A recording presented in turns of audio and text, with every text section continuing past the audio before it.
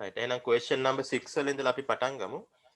ගිය සතියේ මම දාපු මේ කරපු පාඩමට අදාළ රෙකෝඩින් එක දාලා තිබ්බා. මේ නමුත් මං හිතන්නේ 80ක් විතර ඉන්න පන්තියේ 6 දෙනා එක බලලා තිබ්බේ. right පාඩම නැවත නැවත බලන්න. එතකොට තමයි හරියට අපිට උත්තර යන්නේ. නැවත නැවත බලන්න තමයි ඒක දාලා තියෙන්නේ. ඒ හින්දා රෙකෝඩින් එක බලන්න. මේ පාඩමෙත් මම අවසානයේට රෙකෝඩින් එක දානවා. එතකොට අපහැදිලි තැන් නැවත නැවත බලලා Tamanට ඒක අවබෝධ කරගන්න පුළුවන්. හරි. අපි බලමු 6 වෙනි ප්‍රශ්නේ ඉඳලා. දැන් 6 වෙනි ප්‍රශ්නේ තියෙනවා. පස්වෙනි ප්‍රශ්නේ කැපැසිටි එක ගැන කරනවා කියවනේ සර්. ආයෙ කරේ නැද්ද? හොඳයි. නෑ සර්. හරි. පස්වෙනි ප්‍රශ්නේ අපි මෙමරි ගැන කරා. ඒතර මෙමරි වර්ග ගැන හඳුනාගත්තනේ. ප්‍රධාන මෙමරි වර්ග දෙක විදිහට මොකක්ද හඳුනාගත්තේ? ප්‍රධාන මෙමරි වර්ග දෙක මොකක්ද? primary memory, secondary memory විදිහට හඳුනාගත්තා. right ඒ මේ මතකය වර්ගීකරණය memory classification කියන එක. ඊට පස්සේ අනිත් එක තමයි මේ memory මනින්න. කොච්චරක් අපිට දත්ත ගබඩා කරලා තියන්න පුළුවන්ද කියන එක තමයි කියන්නේ. ඒකට අපි කියනවා capacity කියලා. memory capacity. දැන් සාමාන්‍යයෙන් අපි දන්නවා මිම්මක් නේ. දැන් දුරක් මයින්ඩ් ඕන නම් මීටර් කිලෝමීටර් වගේවා භාවිතා කරන්න පුළුවන්. දැන් බරක් මයින්නවා නම් ග්‍රෑම් කිලෝග්‍රෑම් වගේවා භාවිතා කරනවා. ලික්විඩ් එකක් නැත්නම් ද්‍රවයක් මයින්ඩ් අපිට මිලිලීටර් ලීටර් වගේවා අවශ්‍යයි. ඒත් මේ හැම එකෙම කරන්නේ ඒ අදාළ ප්‍රමාණය. නේ කොච්චරද කියලා අපිට ඒ අයිඩියා එකක් අපිට එනවා ඒ මිනුම හරහා. දැන් කිලෝමීටර් 2යි කිව්වම අපි දන්නවා කොච්චරක් ඒ වපසරිය තියෙනවද කියලා. දැන් ග්‍රෑම් 500 කිව්වම අපිට අර ඔළුවට අයිඩියා එකක් එනවා ග්‍රෑම් 500 කියන්නේ කොච්චර බරක්ද කියන එක. ඒ වගේ මතකයේ තුල කොච්චරක් ගබඩා කරලා තියන්න පුළුවන්ද කියන එක පිළිබඳව අපිට අයිඩියා එකක් එන්න ඕනේ. අන්න ඒක තමයි මෙතනදී ඉගෙන ගන්න යන්නේ. මතකයේ මනින්න තියෙන මේ මෙෂර්මන්ට් මිමි මොනවද කියලා. මෙමරි එක මනින්න තියෙන ප්‍රධානම මිම්ම තමයි කියන්නේ සම්මත මිම්ම තමයි බිට් කියලා කියන්නේ. බිට් මතකයේ මනින්න තියෙන ප්‍රධාන මිම්ම බිට් කියලා අපි හඳුනා ගන්නවා. එතන බිට් 1යි කියලා කියන්නේ එක කැරක්ටර් එකක්. නැත්නම් එක ඉලක්කමක් ගබඩා කරලා තියාගන්න අවශ්‍ය ප්‍රමාණයට. බිට් 1යි කියලා කියන්නේ එක කැරක්ටර් එකක් නැත්නම් එක ඉලක්කමක් ගබඩා කරලා තියාගන්න අවශ්‍ය ඉඩ ප්‍රමාණයට තමයි බිට් 1යි කියලා කියන්නේ. හොඳයි. දැන් අපි ඒක ලියනවා නම් අපිට කියන්න පුළුවන් space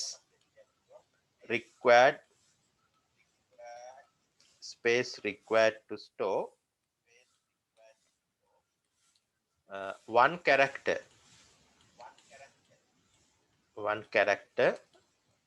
or one digit.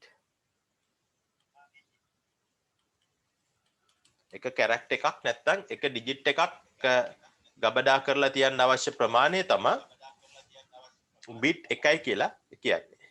දැන් එක කැරක්ටර් එකක් කිව්වම මේකේ අදහස එන්නේ A to Z. A වල ඉඳලා Z දක්වා තියෙන characters capital හරි simple වලින් හරි character එකක්. digit කියලා කිව්වම මෙතනින් අදහස් වෙන්නේ බිංදුවේ ඉඳලා 9 දක්වා තියෙන ඉලක්කම්. ඔන්න ඔය එකක් ස්ටෝර් කරන්න අවශ්‍ය ඉඩ ප්‍රමාණය. දැන් අපි කිව්වොත් එහෙම ශ්‍රී ලංකා කියලා. දැන් ඕක ස්ටෝර් කරන්න බිට් කීයක් ඕනේද? මේ වර්ඩ් එක ශ්‍රී ලංකා කියන වර්ඩ් එක ස්ටෝර් කරන්න බිට් කීයක් ඕනේද? නේ අපි ගණන් කරනවා. දැන් එක කැරක්ටර් එකට එක බිට් එකයි. දැන් S කියන එකට 1යි, R කියන එකට 1යි, I කියන එකට 1යි. ඊට පස්සේ එනවා ස්පේස් එකක්. මොකද්ද මේ ස්පේස් එක? ස්පේස් කියන්නේ ස්පේස් බාර් එකනේ. අපි කීබෝඩ් එකේ ස්පේස් බාර් එක ක්ලික් කරන්න ඕනේ. ප්‍රෙස් කරන්න ඕනේ. එහෙනම් කී එකක් ප්‍රෙස් කරද්දී බයිනරි නම්බර් එකක් ජෙනරේට් වෙනවා. එහෙනම් ඒක ස්ටෝර් කරන්නත් අපිට එකක් ඕනේ. ඒ විදිහට අපිට බිට් ඕනේ වෙනවා. මේ හැම කැරක්ටර් එකටම බිට් 9ක් අපිට ඕනේ වෙනවා. ඒ විදිහට අපිට අදහසක් එනවා. දැන් බිට් 1යි කියන්නේ මොකක්ද කියන එක සම්බන්ධයි. ඊට පස්සේ මේ bit කියන එක භාවිතා කරලා චක්‍රයක් අපි හදා ගන්නවා. දැන් මීටර් දැන් සෙන්ටිමීටර් 100ක් මීටර් එකයි, මීටර් 1000ක් කිලෝමීටර් එකයි. ඒ විදිහට තියෙනවනේ චක්‍ර. ඒ වගේ මේ bit වලිනුත් අපි චක්‍රයක් හදා ගන්නවා.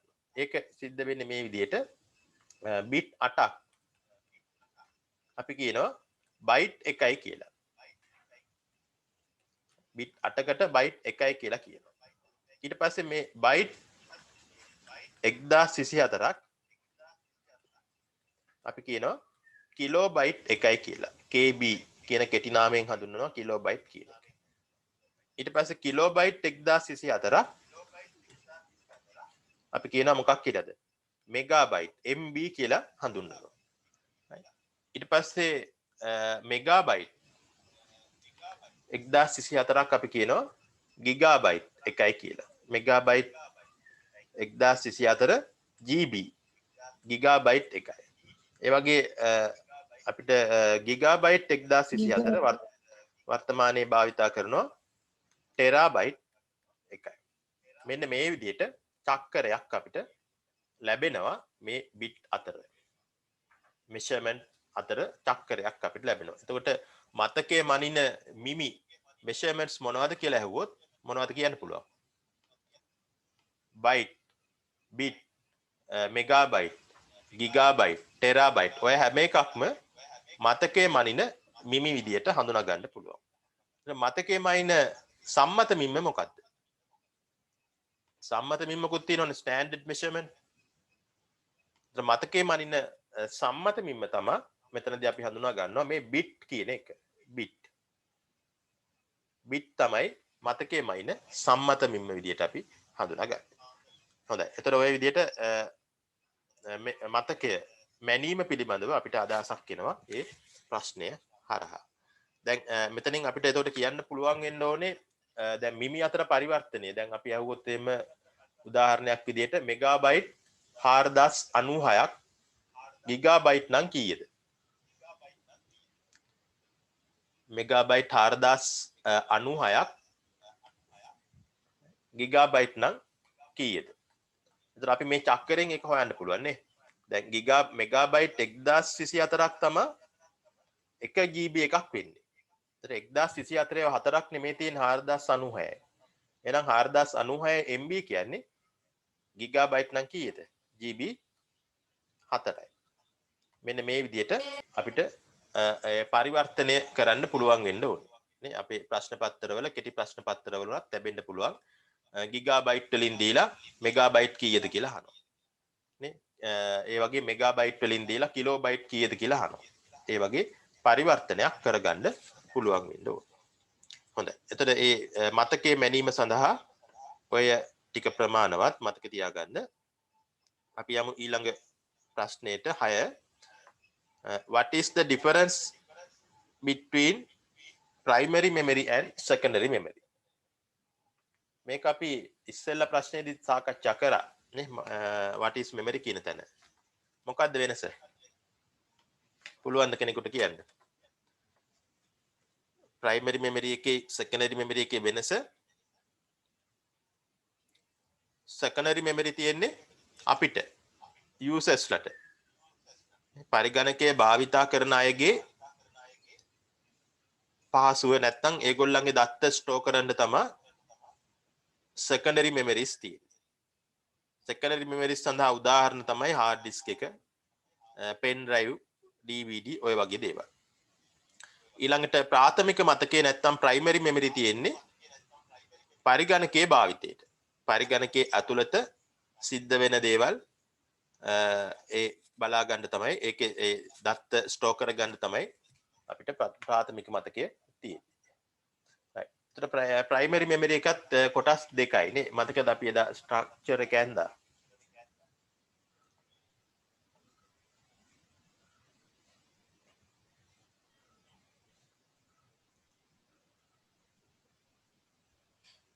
right. මේ තියෙන්නේ memory කියන එක primary memory secondary memory කියලා කොටස් දෙකයි නේ. එතකොට මේ දෙකේ වෙනස තමයි secondary memory තියෙන්නේ අපිට අපේ භාවිතයන් සඳහා අපි හදන ડોකියුමන්ට් ස්ටෝර් කරන්න. ඒකට උදාහරණ තමයි hard disk, CD, pen drive ඒ වගේ දේවල්. දැන් අපි හදන ડોකියුමන්ට් කියන්නේ මොනවද? දැන් අපි හදන අපි lesson plan එකක් වෙන්න පුළුවන්. class note එකක් වෙන්න පුළුවන්. අපි download කරන item එකක් වෙන්න පුළුවන්. presentation එකක් වෙන්න පුළුවන්. ඒවා තමයි අපි හදන ડોකියුමන්ට්. ඒත් අපි හදන ඒවා ස්ටෝර් කරන්නේ secondary memory එකේ. ප්‍රාථමික මතකයේ නැත්තම් primary memory කියලා කියන්නේ පරිගණකයේ ඇතුළත ක්‍රියාකාරීත්වය සඳහා අවශ්‍ය දත්ත ගබඩා කරන්න තියෙන මතකයක්.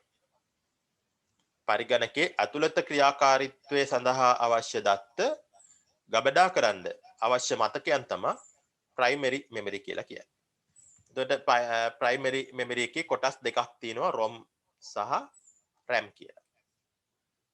එතකොට ROM කියන්නේ permanent කියලාත් අපි ඉගෙන ගත්තා, RAM කියන්නේ temporary කියලා ඉගෙන ගත්තා. එතකොට ඒ වෙනස පස්වෙනි හයවෙනි ප්‍රශ්නයෙන් කිව්වේ ප්‍රාථමික primary and secondary memory එකේ difference එක. හත්වෙනි ප්‍රශ්නයෙන් කිව්වේ two examples for primary memory. එතකොට මොනවද examples? primary memory සඳහා උදාහරණ මොනවද? මේක තමයි පළවෙනි උදාහරණය ROM කියන එක. එක. දෙවෙනි උදාහරණය RAM දෙක. ඊට පස්සේ තව තියෙනවා cache memory කියලා එකක්. ඔක තමයි තුන්වෙනි උදාහරණය. හතරවෙනි උදාහරණය registers. ඒතර primary memory සඳහා මම උදාහරණ හතරක් කිව්වා. RAM, ROM, cache memory සහ registers. cache memory සහ registers කියන මේ දෙකම පරිගණකයේ වේගය speed එක improve කරන්න, speed එක වැඩි කරන්න භාවිතා කරන memories. මේ දෙකම පරිගණකයේ ඇතුලේ system unit එක ඇතුලේ තියෙන memories. ඒ නිසා ඒවා ප්‍රාථමික කියන ගණයට, primary කියන ගණයට තමයි අයිති වෙන්නේ. හොඳයි. එතකොට ඔය memories හතරෙන් දෙකක් තමයි මම අහලා තිබ්බේ. right. ඊට පස්සේ 8 වෙනි ප්‍රශ්නේ කියවන්න බලන්න.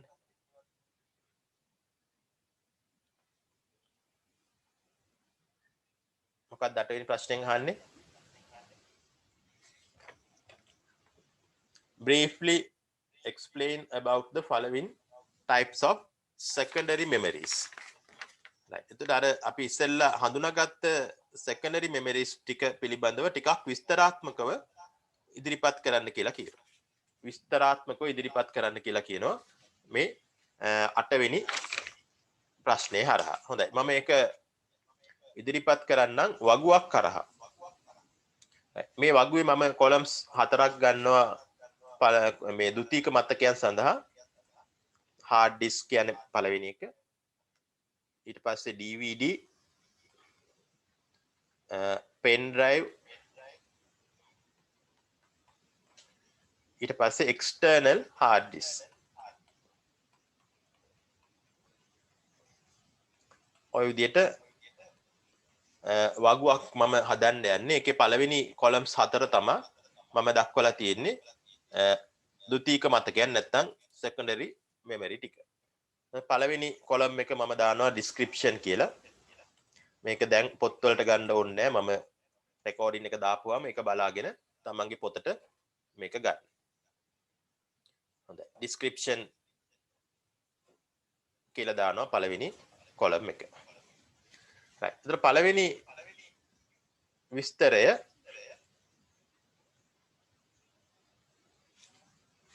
තමා පළවෙනි විස්තරයේ විදිහට මම ගන්නවා capacity එක.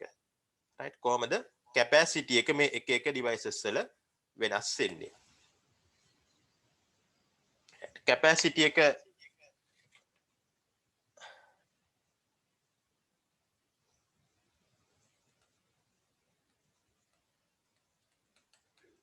අපි ගත්තොත් මුලින්ම capacity, ඊට පස්සේ දෙවෙනි එක විදිහට මම ගන්නවා කොහොමද පරිගණකයට සම්බන්ධ කරලා තියෙන්නේ. how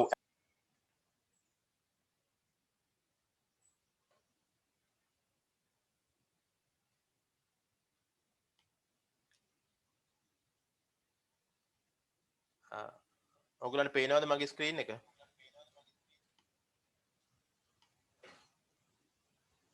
ඕන සර්. වෙනවා සර්. එනවනේ හරි. හොඳයි. එතකොට පළවෙනි එක කැපැසිටි එක අනුව බලනවා. ඊට පස්සේ කොහොමද මේ පරිගණකයට සම්බන්ධ කරලා තියෙන්නේ? How attach කියන්නේ සවි කරලා තියෙන්නේ කොහොමද? How attach with computer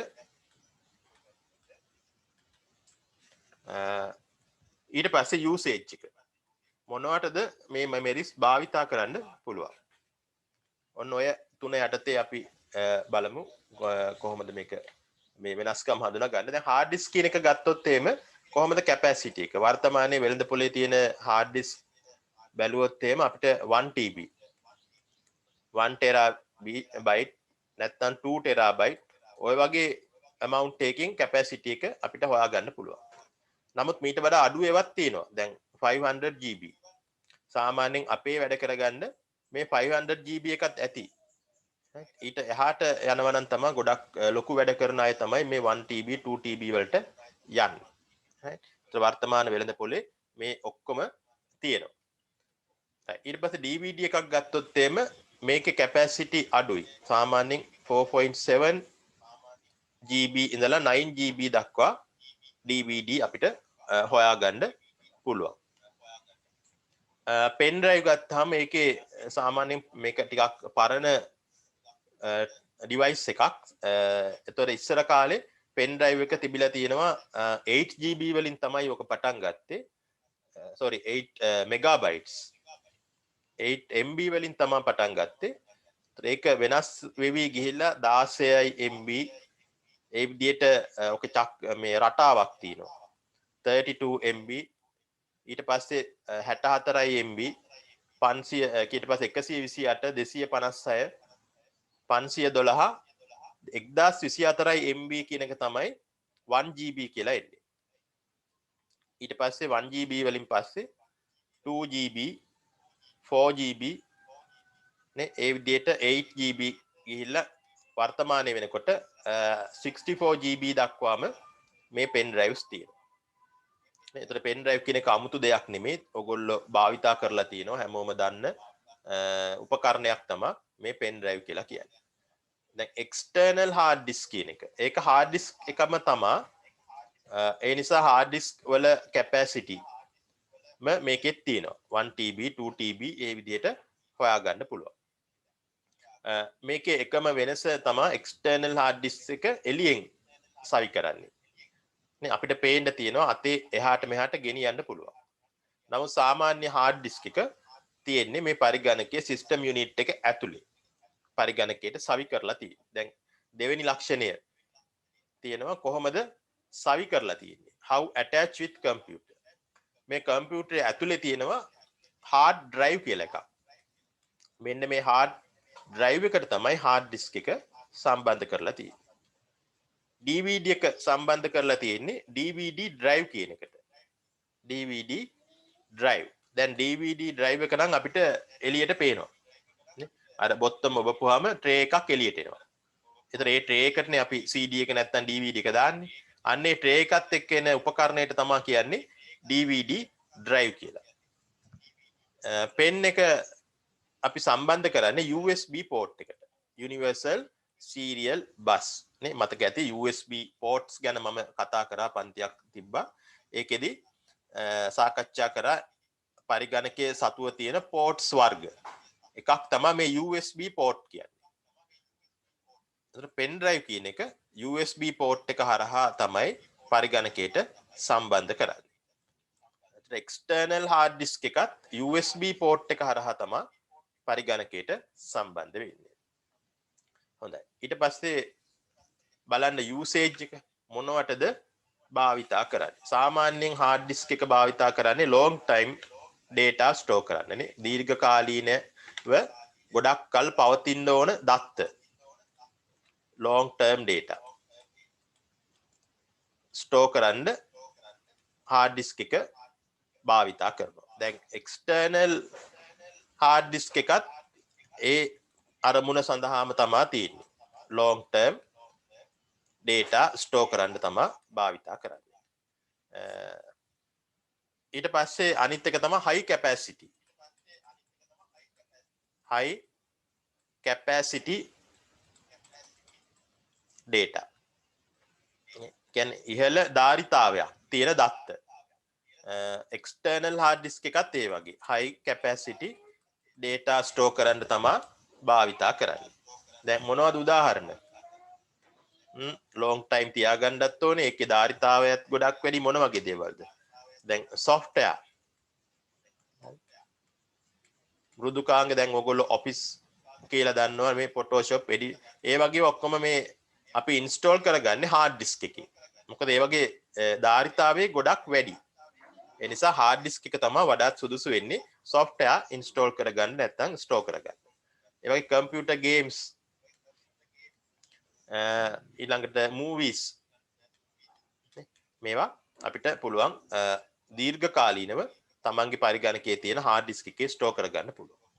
right. දැන් ඒ වගේ DVD drive එක DVD එක ගොඩක් වෙලාවට භාවිතා කරනවා මේ සාමාන්‍යයෙන් data එහාට මෙහාට අරගෙන යන්න. move data. ඒ වගේම තමයි USB එකත්. USB එකත් ගොඩක් පාවිච්චි කරන්නේ නැත්නම් pen drive එකත් portable. move data. data එහාට මෙහාට පහසුවෙන් ගෙනියන්න තමයි මේ DVD එකයි USB එකයි දෙකම භාවිතා කරන්නේ. නමුත් USB එක වඩාත් පහසුයි. DVD එක එච්චරම පහසු නැහැ. මොකද ඒක DVD write කරනවා කියලා එකක් කරන්න ඕනේ. අපිට දන්න ක්‍රම වලට save කරන්න බෑ. USB එක එහෙම නෙමෙයි සාමාන්‍ය ක්‍රම වලට data save කරන්න පුළුවන්. එතකොට මේ වගේ ගෙනියන්නේ ගොඩක් වෙලාවට movies තමයි නේ කඩේ තියෙන movie එකක් අපේ ගෙදර ගෙනල්ලා බලන්න ඕන නම් නැත්නම් කඩේ තියෙන software එක computer games ඕවා අපේ පරිගණකයට දාගන්න ඕන නම් DVD එකක් කරහා තමයි ඕවා ගේන්නේ. USB එකක් සාමාන්‍යයෙන් භාවිතා කරන්නේ දැන් පොඩි data නේ short capacity තියෙන data තියෙන්නේ අපේ lesson plan එකක් තව කෙනෙකුට ගිහින් දෙන්න. එහෙම නැත්නම් class note එකක් හදාගෙන ඒක පන්ති කාමරයට අරන් යන්න.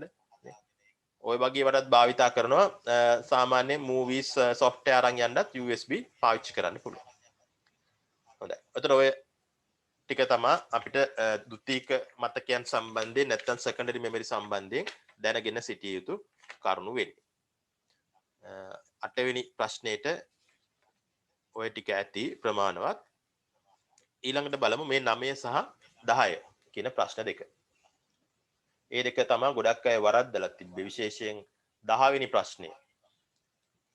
අපි බලමු 9 ඉස්සෙල්ලා. ඒක අහලා තින්නේ 9 වෙනි ප්‍රශ්නය මේ CPU කියන එක. CPU අපි මාතෘකාවක් විදිහට 9 වෙනි ප්‍රශ්නෙට CPU කියලා ගමු. CPU කියන්නේ පරිගණකයේ ඇතුලේ තියෙන වටිනාම තැන. නේද? සාමාන්‍ය අපි මිනිස්සෙක් ගත්තොත් එහෙම පුද්ගලයෙක් ගත්තොත් එයාගේ වටිනාම තැන මොකක්ද? මොළය කියලා අපි කියනවනේ brain.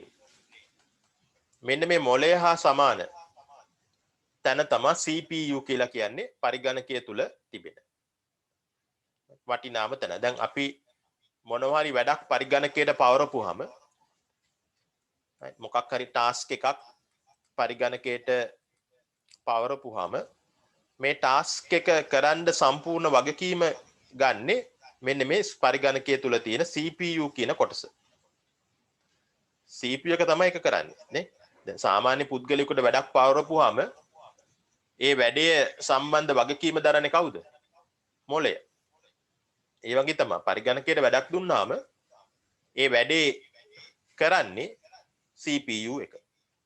එතකොට මේ CPU එක කොහෙද තියෙන්නේ? අපි දන්නවා system unit කියලා එකක් තියෙනවා. system unit කියන එක මම ගිය සතියේ ඉස්සෙල්ලා ප්‍රශ්නවලදී සාකච්ඡා කරා මේ system unit. මෙන්න මේ system unit එක ඇතුලේ තියෙනවා විශේෂ පුවරුවක්. අපි කියනවා මේ පුවරුවට motherboard කියලා. motherboard කියලා කියනවා.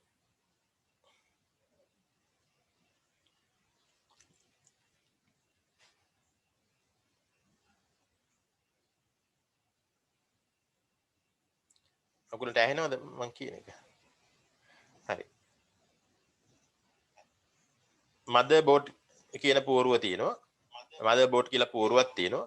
එතකොට අපේ හැම device එකක්ම පරිගණකයට සම්බන්ධ කරලා තියෙන හැම device එකක්ම මේ motherboard එකට සම්බන්ධ වෙන්න ඕනේ.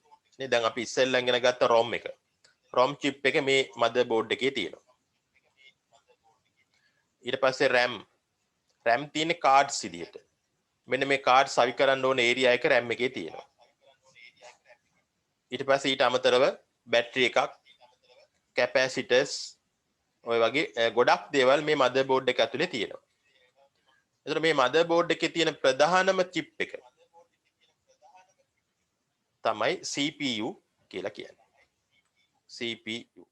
එතකොට CPU කියන එක stand for පළවෙනි ප්‍රශ්නේ තියෙන CPU stand for කියන්නේ අකුරු තුනෙන් කියවෙන්නේ මොකද්ද කියලා? CPU කියන්නේ Central Processing Unit කියන එක. right. ඔය ආකාරයට අපිට හඳුනා ගන්න පුළුවන් CPU කියන්නේ මොකක්ද කියලා තමයි මම පැහැදිලි කරේ. එතකොට CPU stand for Central Processing Unit. CPU එක තියෙන්නේ මොකටද? අපි පරිගණකයට වැඩක් පවරපුවාම ඒ වැඩේ කරන්න. එතකොට සාමාන්‍ය පුද්ගලයෙක්ගේ මොලේ හා සමාන කොටස තමයි CPU කියලා කියන්නේ. ඒ කියන්නේ පරිගණකය තුල තියෙන වටිනාම තැන. හොඳයි. එතන අපි මොකක් හරි වැඩක් පවරපුවාම මම ඉස්සෙල්ලා කිව්වා CPU එක තමයි කරන්න කියලා. එතන මේ වැඩේ කරන්න CPU එකට තියෙනවා කොටස් තුනක්. අපි පවරන වැඩේ කරන්න CPU එකට තියෙනවා කොටස් තුනක්. මොනවද මේ කොටස් තුන? පළවෙනි කොටස අපි කියනවා arithmetic and logic unit කියලා. ALU. දෙවෙනි එක අපි කියනවා control unit කියලා. තුන්වෙනි එකට අපි කියනවා registers කියලා. CPU එක ඇතුලේ තියෙන කුඩා මතකයක් තමයි මේ register කියලා කියන්නේ. මොනවද වර්ග තුන? CPU එක හැදිලා තියෙන්නේ පළවෙනි එක ALU, arithmetic and logic unit, control unit සහ registers. හොඳයි. එකින් එක අරන් බලමු arithmetic and logic unit.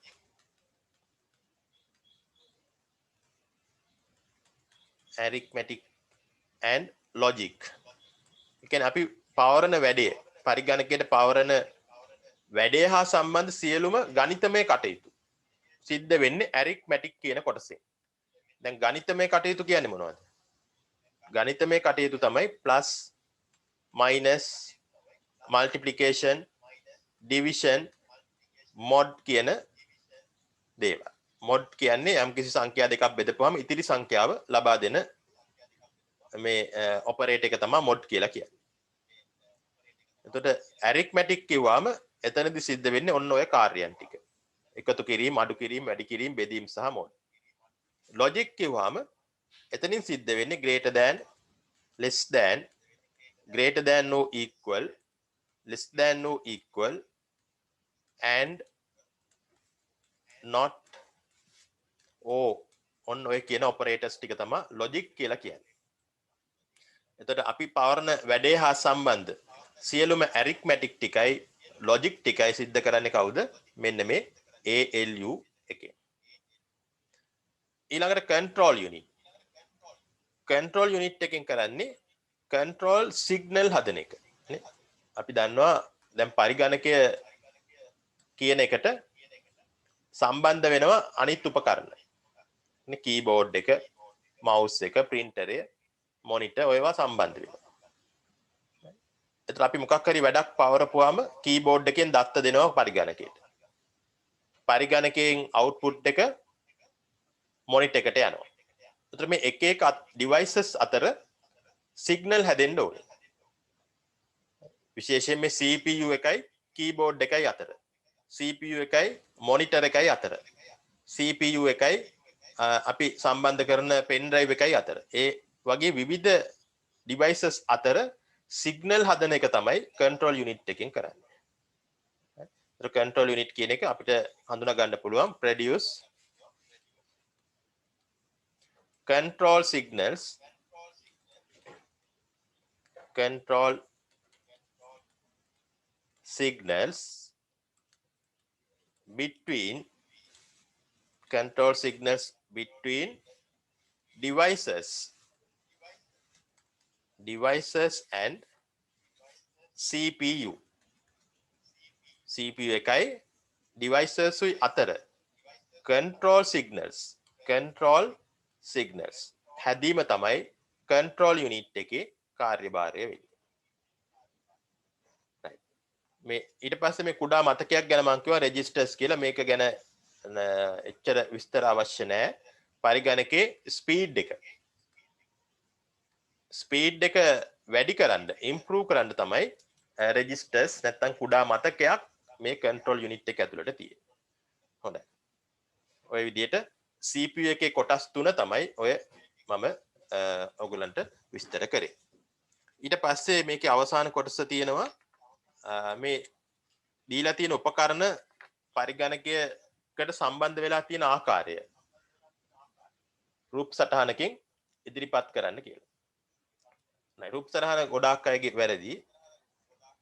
ගොඩක් අය ඇඳලා තිබ්බ වෙනම කීබෝඩ් එකක් මවුස් එකක් ඒ විදිහට. එහෙම නෙමෙයි ඒ අතර සම්බන්ධතාවයක් තියෙන විදිහට තමයි අඳින්න ඕනේ.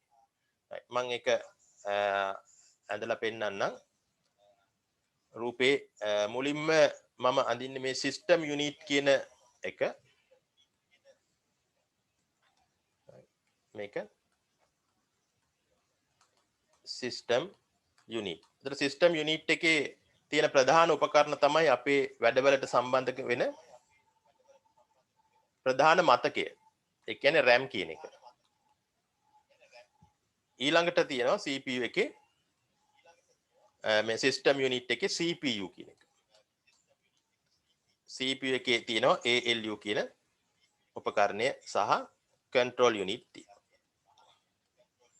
ඊට පස්සේ සිස්ටම් යුනිට් එකට වම් පැත්තෙන් මම අදිනවා input devices. සිස්ටම් යුනිට් එකට දකුණු පැත්තෙන් මම අදිනවා output devices. ඔන්න ඔය විදිහට තමයි මම මෙතන දීලා තියෙන උපකරණ ටික. ඒ කියන්නේ input devices, processing devices, memory සහ output devices ටික සංවිධානය වෙන්න ඕනේ, organize වෙන්න ඕනේ මේ විදිහට. ඊට පස්සේ සම්බන්ධතාවය. දැන් අපි මුලින්ම කීබෝඩ් එකෙන් යම් දෙකක් පරිගණකයට දුන්නාම ඉස්සෙල්ලාම ගිහිල්ලා රැඳෙන්නේ RAM එකේ. මේක තමයි පළවෙනි පාත් එක. දැන් RAM එකේ තියෙන දත්ත දැන් අපි හිතමු උදාහරණයක් විදිහට ඉලක්කම් දෙකක් එකතු කරන්න ඕනේ කියලා. එහෙනම් 2 සහ 3 යවනවා RAM එකට. දැන් RAM එකේ ස්ටෝර් කරගන්නවා මුලින්ම 2 සහ 3. RAM එකේ තියාගෙන එකතු කරන්න බෑ. process කරන්න බෑ. ඒ නිසා RAM එකේ තියෙන දත්ත ටික යනවා CPU එකට. මේක දෙවෙනි පාත් එක. CPU එකේ තියෙනවා ALU control unit තියෙනවා. ඒතර ALU එක හරහා තමයි process වෙන්නේ. එයා උත්තරේ හදනවා 2යි 3යි 5යි කියලා හදනවා. හදලා ඒක తాවකාලිකව ස්ටෝර් කරගන්නවා මේ CPU එක ඇතුලේ තියෙන කුඩා මතකයේ කියන්නේ registers වල සේව් කරගන්න. දැන් මේ CPU එකේ තියෙන උත්තරය අපිට එකපාරට බලන්න බෑ. එයා මොකද කරන්නේ මේ CPU එකේ තියෙන මේ උත්තරය 5 කියන එක යවනවා ආයේ ප්‍රධාන මතකයට RAM එකට. ඒක තුන්වෙනි පාත් එක. දැන් ප්‍රධාන මතකයේ තියෙන එක අපිට බලන්න නම් ප්‍රධාන මතකයේ ඉඳලා යන්න ඕනේ output devices වලට යන්න ඕනේ. මේක තමයි හතරවෙනි පාත් එක. එතකොට ඔය මම ඇඳලා තියෙන පාත් නිල් පාටින් ඇඳලා තියෙන පාත් තමයි control signal කියන්නේ. එතකොට ඔය control signal හැදෙන්නේ control unit එකෙන්. හොඳයි. එතකොට ඔය රූප සටහන තමයි මම බලාපොරොත්තු වෙච්ච රූප සටහන මේ ප්‍රශ්නේ හරහා. දැන් මම හිතන්නේ ඒක තේරෙන්න ඇති. මේක ඔයගොල්ලන්ගේ පොත්වල ඇඳගන්න. හොඳයි. එතකොට මෙතනින් අවසන් කරනවා පළවෙනි ඇසෙස්මන්ට් එක. අපි ඊළඟ පන්තියේදී බලමු මම ආයෙ ටොපික් එකක් සාකච්ඡා කරන්න ඕනේ. අපිට ඉතිරි වෙලා තියෙන තව ටොපික්ස් කීපයක් තියෙනවා. විශේෂයෙන් මේ teaching learning process එකට කොහොමද ඉන්ටර්නෙට් පාවිච්චි කරන්න කියන එක සම්බන්ධයෙන්. ඒකට අදාළ ඇසෙස්මන්ට් එකක් මම ඉස්සෙල්ලා දෙනවා. ඒක ඇසෙස්මන්ට් 5. හරි ඒක අද දානවා. ඒක කරන්න උත්සාහ කරන්න. ඒකට සතිය කාලයක් දෙනවා. ඔය ලබන සතියේ වෙනකොට ඒක බලන්න සබ්මිට් කරන්න. අපි ඊළඟ පන්තියේදී ඊට අදාළ තියරි කොටස මම සාකච්ඡා කරනවා ඊළඟ සතියේ. හරි ඊළඟ සතියේ අපි ආයේ තියෙන්නේ ලබන සතියේ බදාදානේ. බදාදා මේ ටයිම් එකම තමයි මම පාවිච්චි කරන්නේ. 9:30 to 10. හොඳයි වෙන ගැටලු එහෙම තියෙනවද?